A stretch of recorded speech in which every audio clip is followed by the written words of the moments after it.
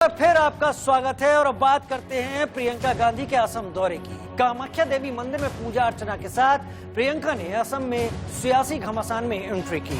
उत्तर प्रदेश की तर्ज पर ही चुनावी प्रचार से पहले प्रियंका गांधी का सबसे पहले मंदिर पहुंचना कांग्रेस की बदली हुई रणनीति की ओर साफ इशारा कर रहा है। असम का कामाख्या मंदिर देश के सबसे पुराने मंदिरों में से एक है और शक्तिपीठ होने के साथ तंत्र मंत्र वाली पूजा का केंद्र रहा है। इसीलिए असम दौरे की शुरुआत कामाख्या मंदिर में पूजा अर्चना से करके प्रियंका गांधी ने एक बड़ा सियासी संदेश दे दिया। लाल लिबास और माथे पर दुपट्टा रखे प्रियंका गांधी राज्य के नेताओं के साथ मंदिर के परिसर में पहुंची। आम लोगों की तरह भीड़ से गुजरते हुए वो भक्तिभाव से भरी हुई नजर आई। पहले मंदिर के सरोवर तक गईं और फिर वहां से निकलकर मुख्य मंदिर गईं।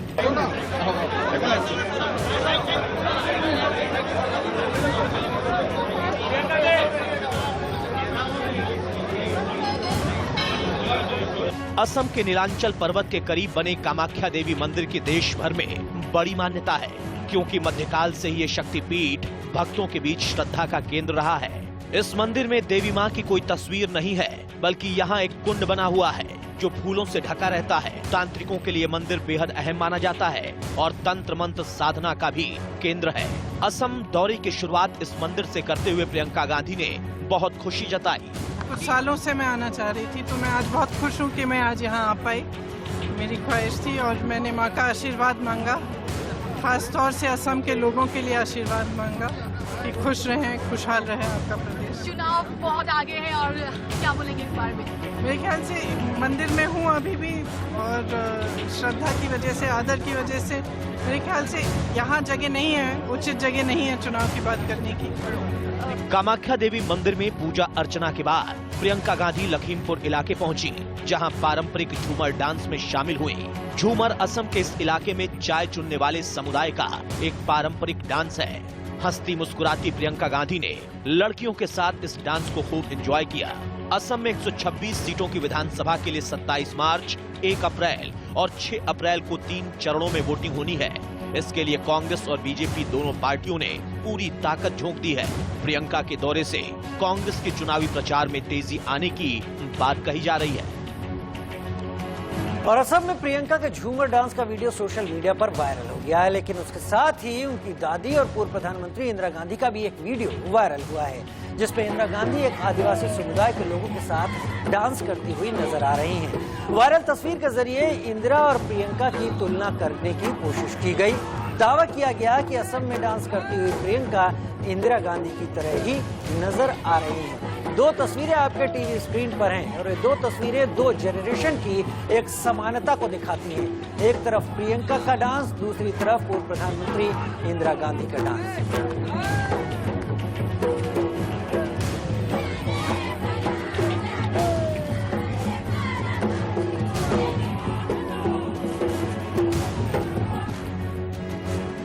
और प्रियंका गांधी असम के कामाख्या मंदिर में दर्शन करने पहुंची तो राहुल वहीं तमिलनाडु में पुशअप करते हुए नजर आए।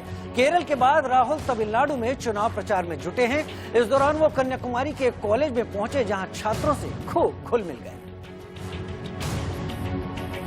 लेकिन सबसे खूबसूरत लम्हा वो रहा जिसमें मंच पर खड़ी एक छात्रा ने डांस के लिए राहुल का हाथ थामा और डांस के लिए कहा।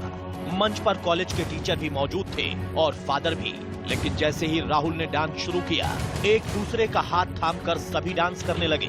छात्राओं का स्टेप देखते हुए राहुल बिंदास होकर डांस करते नजर आए। दक्षिण भारत के दौरे में राहुल लगातार आम लोगों से घुलते मिलते रहे हैं। खासकर स्कूल कॉलेजों में वो छात्रों से बड़े खुलूस और तपाक से मिले हैं। इसी सिलसिले में कन्याकुमारी के Saint Joseph Matric Secondary School में वो छात्रों से मिले और बड़ी ही सादगी के साथ उनके साथ डांस किया।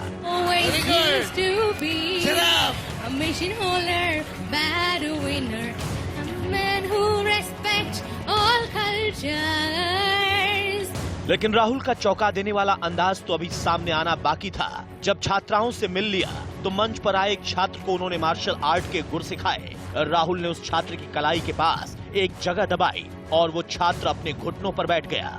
राहुल मार्शल आर्ट के जानकार हैं और उन्होंने खेल ही खेल में छात्र को इसकी बारीकी समझा दी। लेकिन इसके बाद जब एक दूसरे छात्र ने चैलेंज दिया तो राहुल फटाफट पुशअप लगाने के लिए तैयार हो गए। दोनों हाथ नीचे रखकर राहुल ने 9 सेकंड में 13 पुशअप लगा दिए।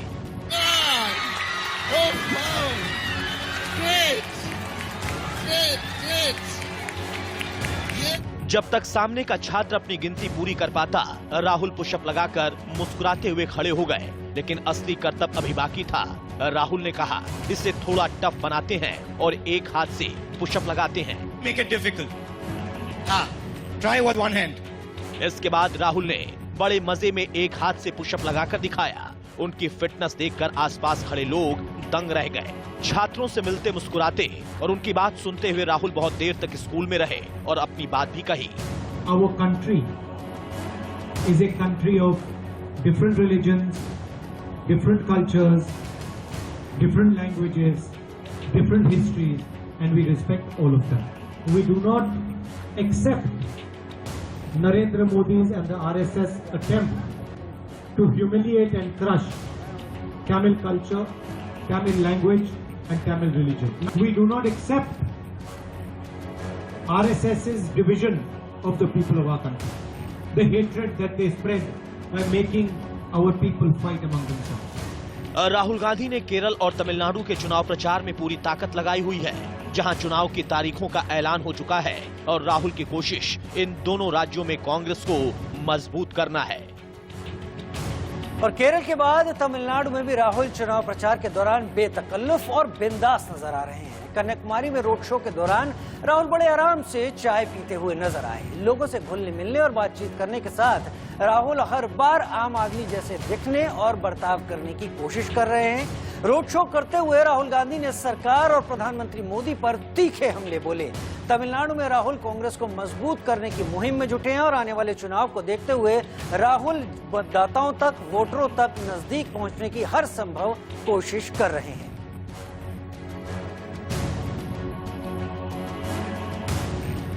लेकिन इससे पहले राहुल की एक और दिलचस्प तस्वीर सामने आई है, जब वो नारियल खाते हुए नजर आए।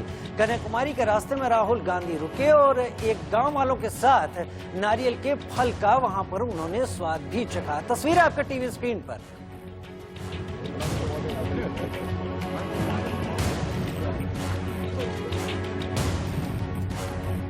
और पंजाब विधानसभा में शिरोमणि अकाली दल ने जमकर नारेबाजी की। चंडीगढ़ में पंजाब विधानसभा में शिरोमणि अकाली दल के नेताओं ने जमकर नारेबाजी की। यहां एसएडी के विधायकों ने गवर्नर गो बैक के नारे भी लगाए।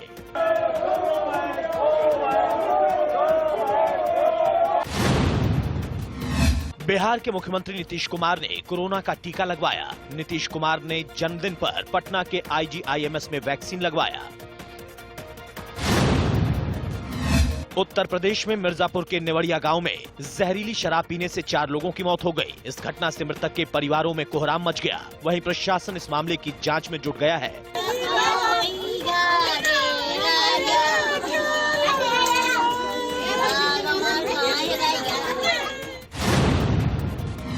उत्तर प्रदेश में महोबा जिले के सदर कोतवाली क्षेत्र में एक निर्माणाधीन मकान की दीवार गिरने से 3 मजदूरों की मौत हो गई।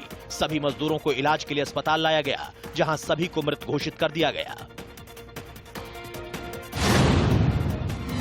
उत्तर प्रदेश के बागपत में एक युवक का तमंचे से फायरिंग करने का वीडियो वायरल हो गया। उत्तर प्रदेश के गाजियाबाद में प्राथमिक स्कूल खुल गए। यहां छोटे बच्चों के लिए गाइडलाइन का अच्छी तरह से पालन किया जा रहा है।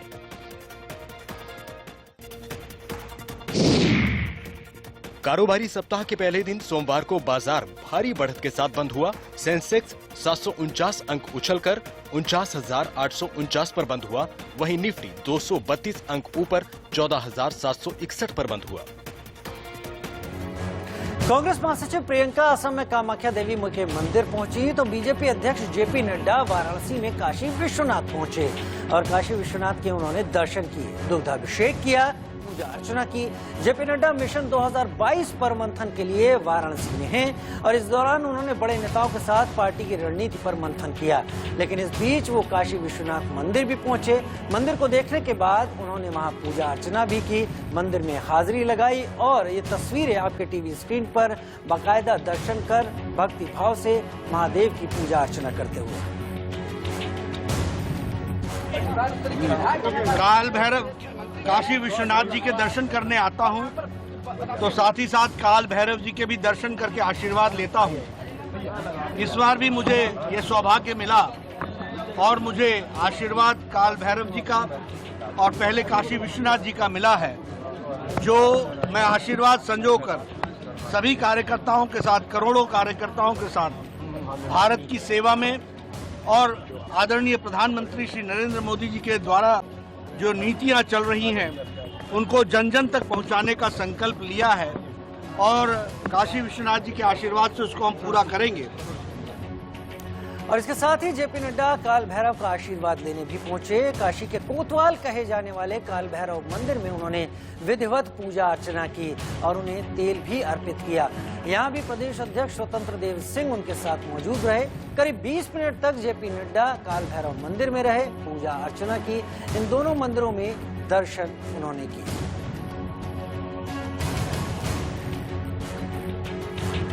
वाराणसी दौरे में जेपी नड्डा की कई दिलचस्प तस्वीरें सामने आई। सियासी मंथन से फुर्सत मिली तो वाराणसी के व्यंजनों का जायका लेने के लिए वो निकल पड़े। स्वादिष्ट व्यंजनों के लिए मशहूर बनारस में जेपी नड्डा स्टॉल्स पर गए और स्वाद चखा। ये तस्वीरें आप देख रहे हैं, पूरे बनारस में इस तरह तमाम ऐसी देसी चीजें हैं जो लोग पसंद करते हैं। बीजेपी अध्यक्ष होने के नाते वो संगठन को लेकर वहां पहुंचे थे, लेकिन उन्होंने जायके भी चखे।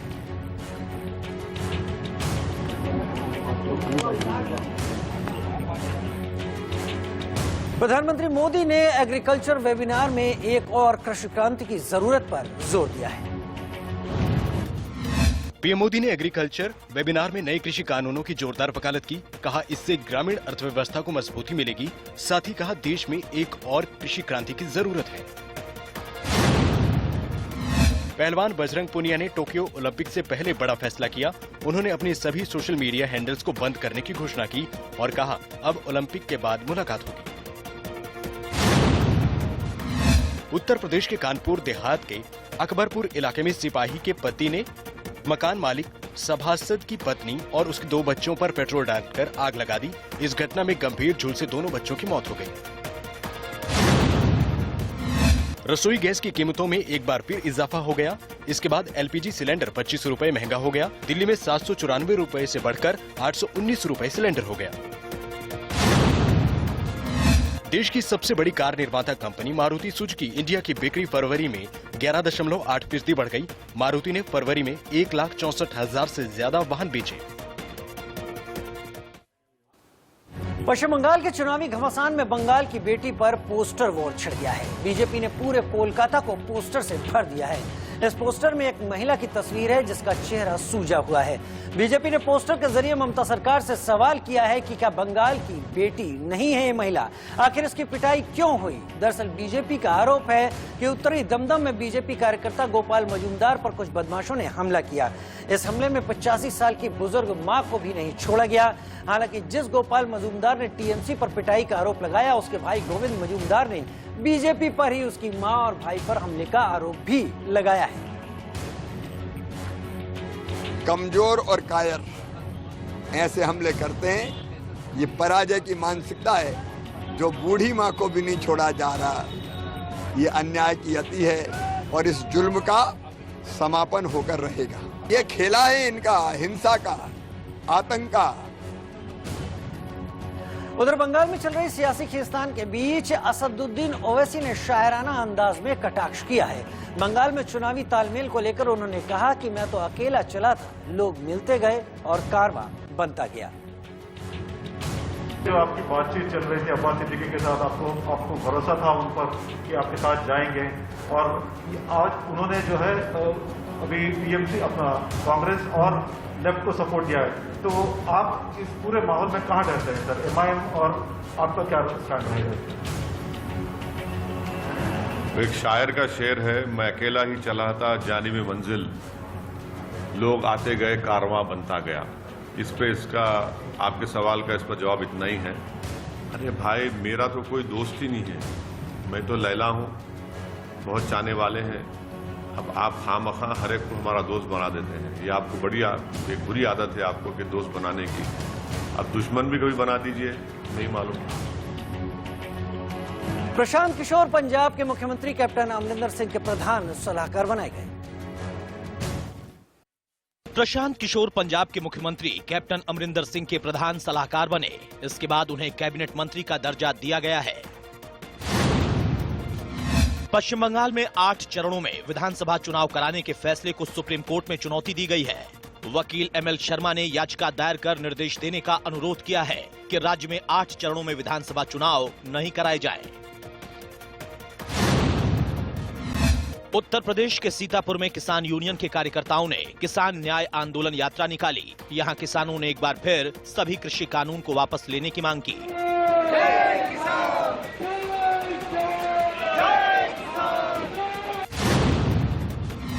मकान खरीदने की योजना बनाने वालों के लिए खुशखबरी है। SBI ने होम लोन की ब्याज दरों में कटौती की घोषणा की है। इसके बाद SBI का होम लोन न्यूनतम 6.70 ब्याज दर का हो गया है। और पिछले साल 12 अक्टूबर को मुंबई में हुए ब्लैकआउट के पीछे चीन की साजिश सामने आई है। ब्लैकआउट की जांच करने के लिए बनाई गई कमेटी ने अपनी रिपोर्ट में चीन की तरफ से मुंबई पर साइबर हमले का शक जताया है। शक जताया जा रहा है कि मुंबई के ब्लैकआउट के पीछे चीन के हैकरों का हाथ हो सकता है। 12 अक्टूबर 2020 को मुंबई में बिजली गुल हो जाने से ट्रेनें रुक गई थी, हॉस्पिटल से बिजली गायब हो गई थी और स्टॉक एक्सचेंज कुछ घंटों के लिए बंद कर दिया गया था। एक रिसर्च रिपोर्ट के मुताबिक भी चीनी हैकर्स की फौज ने अक्टूबर के 5 दिनों में भारत के पावर ग्रिड, IT कंपनियों और बैंकिंग सेक्टर्स पर 40,000 से ज्यादा साइबर अटैक किए थे। रिसर्च रिपोर्ट के मुताबिक गलवान घाटी में खूनी झड़प के बाद चीन के मैलवेयर भारत में बिजली की आपूर्ति करने वाले सिस्टम में घुसने लगे थे। न्यूयॉर्क टाइम्स से छपी रिपोर्ट के मुताबिक भारत के कुछ बेहद संवेदनशील नेशनल इंफ्रास्ट्रक्चर चीनी हैकरों के निशाने पर हैं, जो सिस्टम्स को हैक करने के लिए बेहद अत्याधुनिक वायरस का इस्तेमाल कर रहे हैं।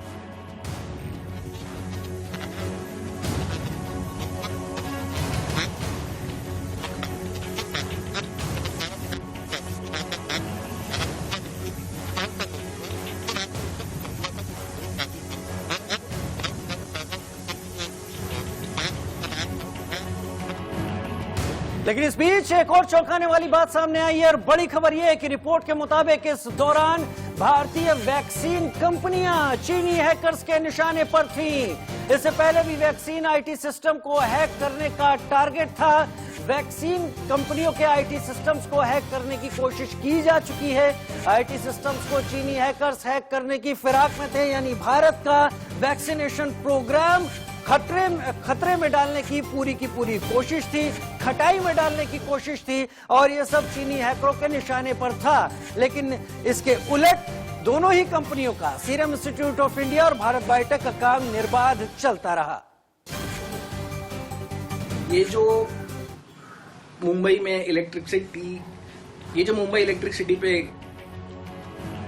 इलेक्ट्रिक ग्रिड पे जो हमला हुआ था, वो चाइनीज हमला होने की आशंका बताई जा रही है। ये हमला ऐसा होता है कि जो इलेक्ट्रिक ग्रिड के हमारे कंप्यूटर्स होते हैं, उसमें पहले से ही एक मैलवेयर डाला जाता है और चाइना अक्सर ये ऐसा मैलवेयर डालती है। उसके जरिए उसे वो रिमोट कंट्रोल हासिल हो जाता है पूरे कंप्यूटर्स का और उस कंप्यूटर्स को रिमोटली कंट्रोल करके ये ग्रिड के कंप्यूटर्स को बंद किया जाता है। इससे आपको पूरा ब्लैकआउट हो जाता है और ये पूरी तरह से चाइनीज लोगों की आशंका है क्योंकि उनके पास ये काबिलियत है और इसके तहत आगे भी साइबर हमला हो सकता है। तो इसीलिए ये कौन सा कोड है, ये कौन सा मैलवेयर है, इसे ढूंढ के कोई उपाय योजना करना भारत सरकार को बहुत जरूरी हो गया है।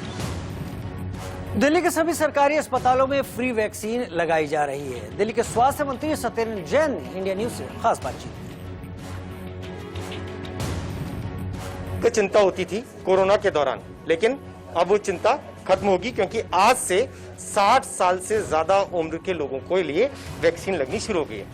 सर, किस तरीके से वैक्सीन लगेगी, किस तरीके से प्रोग्राम आगे चलेगा और कितना लक्ष्य होगा हर दिन का? देखिएगा, दिल्ली के अंदर आज से 192 हॉस्पिटल्स को डेजिग्नेट किया गया है। 136 प्राइवेट हॉस्पिटल्स हैं और 56 सरकारी हॉस्पिटल हैं। एक हॉस्पिटल में 2 या 3-4 सेंटर भी हैं। कुल मिलाकर लगभग 300 सेंटर हैं और एक सेंटर पर लगभग 100 लोगों को वैक्सीनेशन आज एक दिन में किया जाएगा। सीनियर सिटीजन जो 60 साल या उससे ऊपर के हैं साथ ही साथ जो 45 से लेकर 59 तक की एज के लोग हैं, अगर वो कोमॉर्बिड है, उनको कोई 20 तरह की स्पेसिफिक बीमारी में से कोई बीमारी है, तो उन सबको वैक्सीनेट किया जाए। सर एक चीज और, प्रधानमंत्री ने आज वैक्सीन ली, आपने भी जिक्र किया कि 45 साल से ज्यादा उम्र वाले अगर गंभीर बीमारी से जूझ रहे हैं तो उनको भी वैक्सीन लेगी। दिल्ली के मुख्यमंत्री को शुगर है, तो अब उनका वैक्सीनेशन का प्रोग्राम में कब हिस्सा बनेंगे? आपको बता दिया जाए जिस दिन। अभी कोई प्लान? मैं अपना बता सकता हूँ नहीं, आपकी तो 60 से कम है सर, आपको 60 से कम भी हूँ, मुझे कोई बीमारी भी नहीं है। चलिए सर, एक चीज और जानना चाहूंगा, क्योंकि बहुत सारे सेंटर्स बनाए गए हैं, बीच बीच में ये भी चीजें आई थी कि ये वैक्सीन अभी बहुत सारे ट्रायल फेज से गुजर रही है, तो लोगों में आज विश्वास मजबूत होगा आपके बयान के बाद, प्रधानमंत्री की तस्वीर के बाद, और आप लोग लगातार कह भी रहते हैं होना चाहिए। चलिए, दिल्ली के स्वास्थ्य मंत्री सत्येंद्र जैन थे हमारे साथ, जो प्लान बता रहे थे कि किस तरीके से वैक्सीनेशन के प्रोग्राम को आगे चलाया जाएगा। भारतीय जनसंचार संस्थान यानी आईएमसी एलुमनाई एसोसिएशन के सालाना मीट कनेक्शंस में 5वें इफ्को इम्का अवार्ड्स के विजेताओं का ऐलान और उनका सम्मान किया गया।